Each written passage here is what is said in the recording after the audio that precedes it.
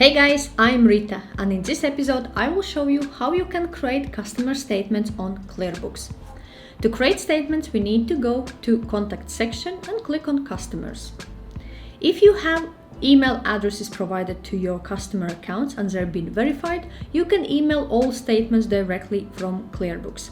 Otherwise, you would need to click on each customer and download statements or share a link to list of statements.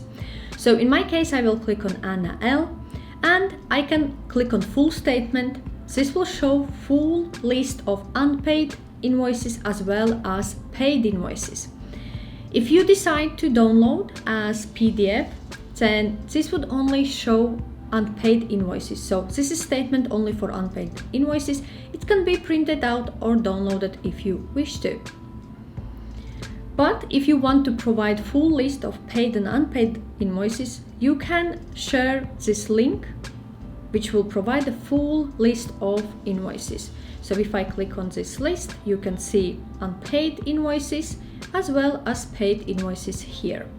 The customer will have full visibility. So in this episode, I showed you how you can create statements either just for unpaid invoices or statement for a full list including paid invoices as well on QuickBooks. Also, I have shared the links in description section below to my QuickBooks tutorial and review episodes. If you have not seen it yet, check it out.